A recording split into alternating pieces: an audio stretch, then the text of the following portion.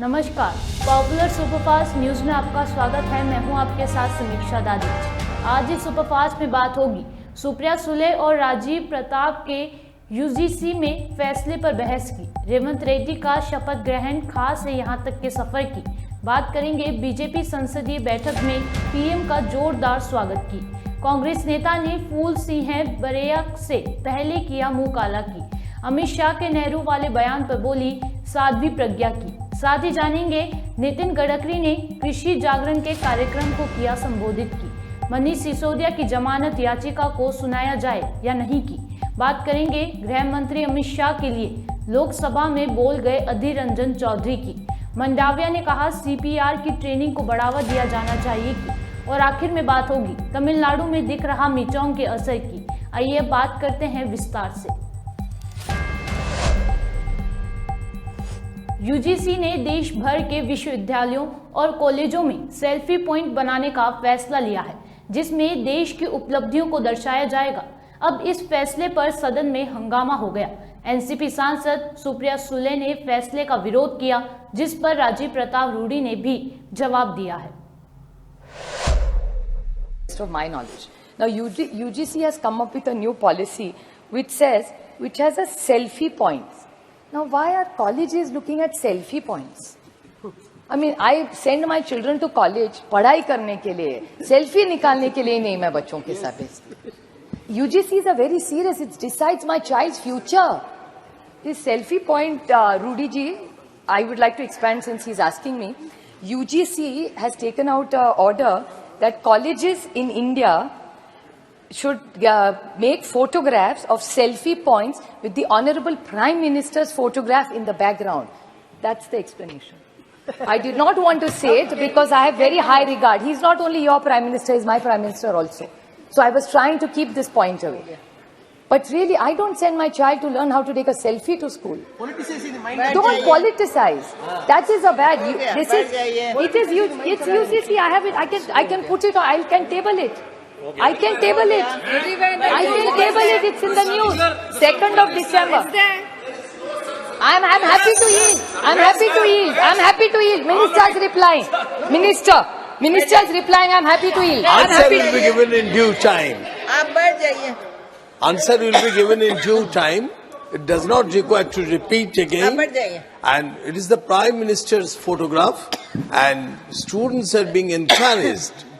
Students are being encouraged to serve for the Vikshit Bharat.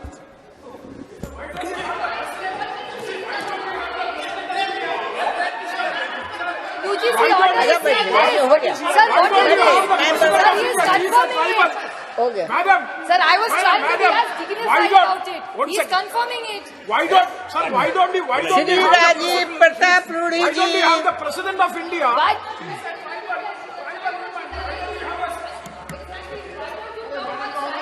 भाई आप लोग को क्या तकलीफ है अगर बच्चे इस देश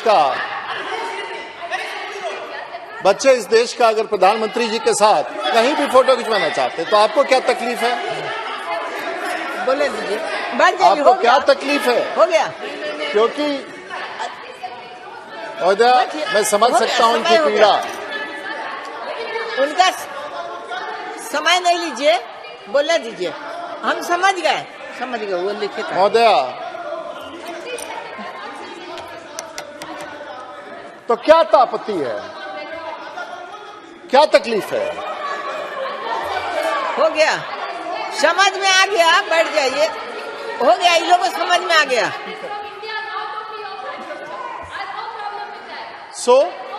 आप शुरू कीजिए। अरे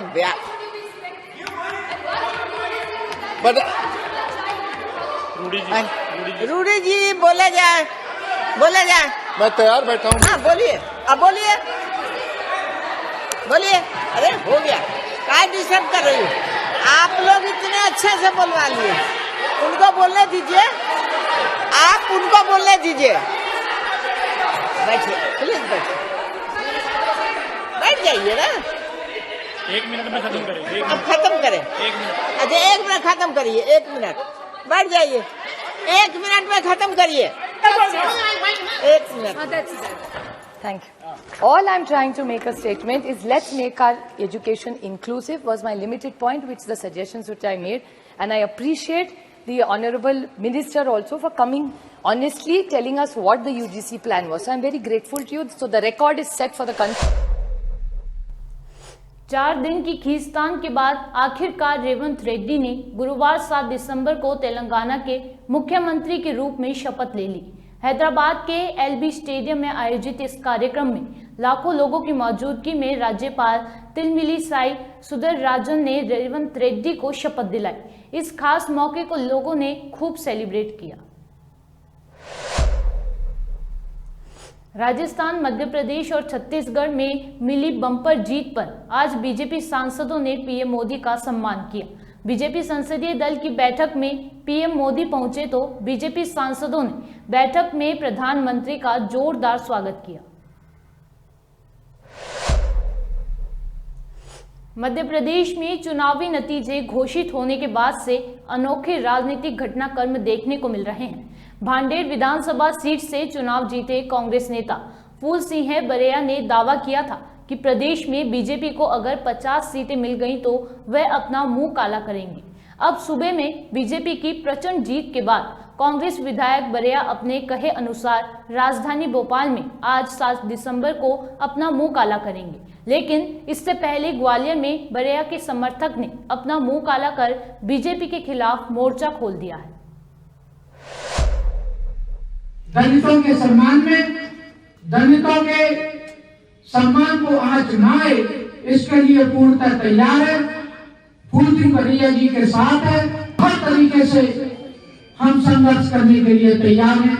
जय हिंद, जय भारत। आपकी बात ठीक है अपनी जगह, लेकिन इस प्रकार के बयान देने की आवश्यकता क्यों होती है?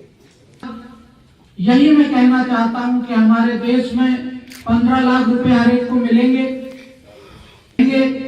हम किसानों की आय दुगनी करेंगे। इस प्रकार के बयान देने की भी आवश्यकता नहीं होती है। जब इस प्रकार के बयान किसी एक पक्ष की ओर से आती है, कोई परेशान करे, तो आप उससे कुछ ना कुछ जरूर कहेंगे। ये एक्शन का रिएक्शन होता है। आप काला मुंह कर लीजिए ताकि लोगों को समझ में आ जाए कि हम दलितों के लिए काला करने में तैयार हैं, लेकिन उनका तिरस्कार नहीं होने देंगे, लेकिन उनको बदनाम नहीं होने देंगे। और अगर ये बात उन्होंने कही तो उन्होंने वहां पर चुनाव जीत के बताया, दलित में हम फूल सिंह बरैया जो मध्य प्रदेश के वरिष्ठ नेता हैं, जो मध्य प्रदेश के दलितों के मसीहा के रूप में यहाँ पर स्थापित हैं, हम उनके सम्मान में आज ये हमने प्रेस कॉन्फ्रेंस ली है।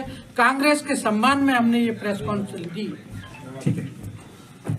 हमारे दलित समाज के नेताजी का मुंह काला ना हो, हम उनके लिए खड़े हैं और हर कार्यकर्ता उनके लिए खड़ा हुआ है। वो उनका मुंह काला नहीं होने देंगे। तो 7 तारीख को उन्होंने जो आह्वान किया है, तो अगर वो मुंह काला करने जाएंगे तो ये तो बीजेपी की साजिश है। देखिए, तो बदनाम करवाना। मुंह काला किसका होना चाहिए? रघुकुल रीत सदा चले आई, प्राण जाए पर वचन न जाई। फूल सिंह बरैया जी ने सनातन धर्म का पालन किया है, उनका तो सम्मान होना चाहिए, उनका मुंह काला नहीं होना चाहिए। पूर्व पीएम जवाहरलाल नेहरू को लेकर केंद्रीय गृह मंत्री अमित शाह के बयान पर बीजेपी सांसद साध्वी प्रज्ञा सिंह ठाकुर का कहना है कि जवाहरलाल नेहरू ने खुद इसे स्वीकार किया था और केंद्रीय गृह मंत्री अमित शाह ने भी आज लोकसभा में ये बात कही है। अब अगर कांग्रेस पार्टी को इस बात का बुरा लगता है तो बुरा मानने की जरूरत नहीं है। उन्हें ये स्वीकार करना चाहिए कि हमारे यानी कि कांग्रेस नेता ने ऐसा किया, ये एक गलती थी, इसे लेकर इन्हें स्वीकार करना चाहिए। स्वयं जवाहरलाल नेहरू जी ने इसको एक्सेप्ट किया और वही रिकॉर्ड माननीय गृह मंत्री अमित शाह जी ने बोला। तो ये तो बताना पड़ेगा, भारत का जो इतिहास है इसके साथ अगर किसी ने छल किया, गलती की या किसी प्रकार से उसमें तोड़ मरोड़ किया है तो वो तो देश को वर्तमान में बताना ही पड़ेगा। और माननीय गृह मंत्री जी, हमारे माननीय मोदी जी की सरकार में जितने सुधार हो रहे हैं, वो सब जो सुधार कर रहे हैं, तो गलतियां हैं तभी तो सुधार कर रहे हैं। और विकास हो रहा है तो जहां सुधार की गुंजाइश है वहीं सुधार हो सकता है। अब इसमें अगर कांग्रेस पार्टी को बुरा लग रहा है, उनके बड़े नेता के बारे में कहा जा रहा है, तो नेता ने स्वयं ने कहा उसमें, तो स्वाभाविक है, बुरा लगने की तो कोई बात नहीं है, एक्सेप्ट करना चाहिए। हमारे नेता ने गलती की है तो एक्सेप्ट करना चाहिए उसको। क्या ये उम्मीद कर सकते हैं कि आने वाले समय में पीओके भी भारत का हिस्सा होगा? होगा ही और हो जाएगा, शीघ्र हो जाएगा। माननीय प्रधानमंत्री मोदी जी हमारे अखंड भारत की ओर बढ़ रहे हैं, विश्व गुरु की ओर बढ़ रहे हैं, इसलिए हमारा देश, हमारा अखंड देश होना ही चाहिए और हो जाएगा। एक और सवाल है ना, कल गौमूत्र को लेकर बड़ा विवाद रहा, जो कि आपके ही एक कुलीग हैं जो कि पार्लियामेंट में हैं, उन्होंने सेंथिल कुमार जी ने ये बात कही, हालांकि उन्होंने माफी भी मांग ली है। आपको लगता है किस तरीके का बयान देना, विवाद पैदा करना सही है? उनका क्या है कि सनातन विरोधी हैं ये लोग, धर्म विरोधी हैं। सनातन ही धर्म है, बाकी मत और पंथ हैं, इसलिए सनातन धर्म है और धर्म के विरोधी हैं, इसलिए ये लोग विधर्मी हैं। गाय माता जो सबके लिए हितकारी है उनका विरोध करना, तुलसी माता उनका विरोध करना, भारत माता है तो उसका विरोध करना, देश अखंड है तो उसका विरोध करना, जहां देखो वहां हमारे देवी देवता है उसका विरोध करना। इनको तो भारत में ऐसा लगता है कि और कोई रहना ही नहीं चाहिए, जबकि भारत हिंदुओं का है, ये हिंदू राष्ट्र है और ये सदैव रहेगा। इसमें इस प्रकार की बात करना, सनातनी देश है ये, इसमें इस प्रकार की बात करना बिल्कुल ही लज्जाजनक है। इन्हें माफी मांगनी चाहिए, क्योंकि गौ माता किसी का कभी नुकसान नहीं करती। ये साइंटिफिक है कि उनके रोम रोम में जीवाणु है, रोम रोम में औषधि है, रोगाणु नहीं है उनके रोम में, लेकिन औषधि है और उसका उपयोग साइंटिफिक है। आप लोग मीडिया में भी खूब दिखाते हैं, रिसर्च करके बताते हैं, विदेशों ने रिसर्च की है, हमारे भारत ने इतनी बड़ी रिसर्च की है, सब मीडिया में आता है, चैनल पे चलाते हैं, तब कोई विवाद नहीं कर पाता। लेकिन सनातनी जितनी भी मानदंड हैं उनका सबका विरोध करना, सनातन का विरोध करना, ये इनकी एक नियत बन गई है। और ये जो इन्होंने एक ग्रुप बनाया है अपना INDIA, तो वो तो एकदम उनने सोच लिया, उनका ये लक्ष्य बन गया है कि कैसे भी करके हमें सनातन का विरोध करना है। अभी इन्हें पता चल गया है कि सनातन का विरोध करने का क्या अर्थ होता है। 3 राज्यों में भारतीय जनता पार्टी पूर्ण बहुमत से आई है, इसलिए कांग्रेस के ही मुद्दे हैं ये, और कांग्रेस ने इससे कल बाइकआउट किया।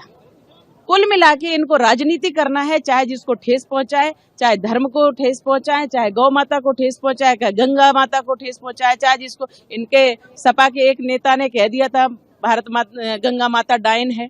कुल मिला के इन लोगों की एक मानसिकता है और वह मानसिकता भारत में नहीं चलेगी।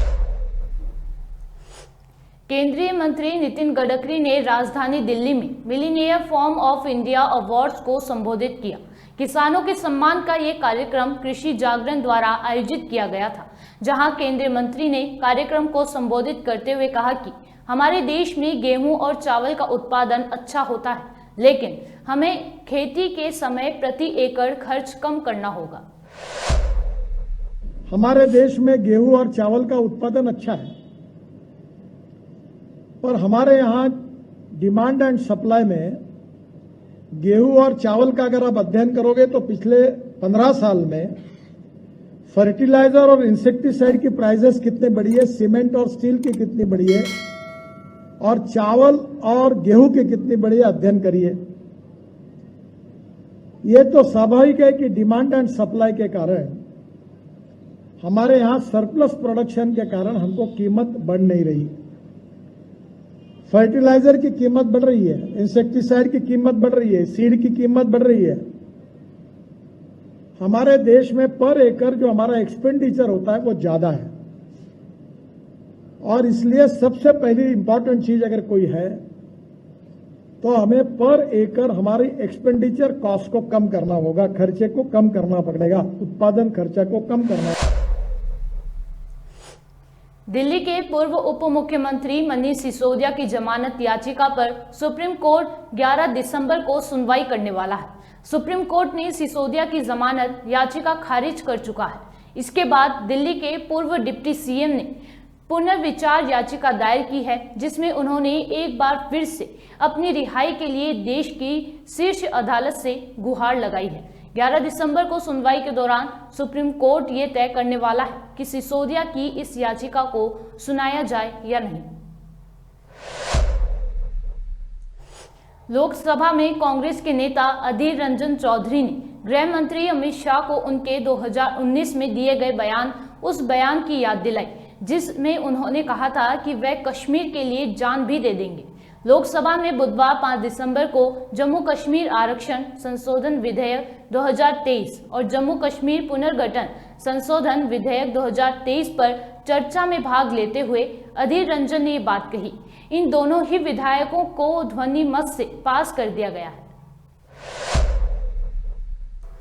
केंद्रीय स्वास्थ्य मंत्री मनसुख मांडविया ने कहा कि सीपीआर ट्रेनिंग को बढ़ावा दिया जाना चाहिए क्योंकि इससे कार्डियक अरेस्ट यानी कि दिल का दौरा पड़ने पर पीड़ित लोगों की जान बचाई जा सकती है।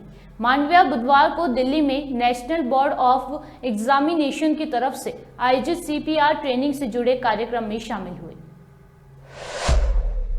कार्डियक अरेस्ट जिसको आया है उसको मदद करने के लिए सीपीआर की ट्रेनिंग करें। मैं मानता हूं कि एनईबी का एक ऐसा इनिशिएटिव है, मेरी दृष्टि से उसका महत्व इसलिए है कि समाज में कार्डियक अरेस्ट की स्थिति में व्यक्ति को तुरंत ही मदद मिल जाए। उसके लिए आम जनता में अवेयरनेस हो, थोड़ा सा ज्ञान हो, थोड़ी ट्रेनिंग हो, तो मैं मानता हूं कि अवश्य हम दूसरे की जिंदगी को बचा सकते। चक्रवाती तूफान मिचोंग के कारण तमिलनाडु की राजधानी चेन्नई के साथ साथ अन्य जिलों में जमकर बारिश हुई। इसके कारण सड़कें और घर जलमग्न हो गए। बिजली संकट की समस्या तक पैदा हो गई। वैसे तो मिचोंग अब कमजोर पड़ गया है, लेकिन मिचोंग का असर अभी तक कई जिलों और इलाकों में दिख रहा है।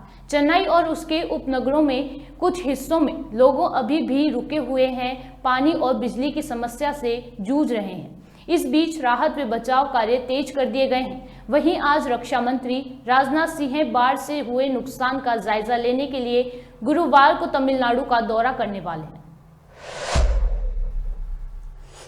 सुपरफास्ट टॉप 10 न्यूज में आज के लिए इतना ही। देश और विदेश की तमाम बड़ी खबरों से जुड़े रहने के लिए देखते रहिए पॉपुलर टीवी। धन्यवाद।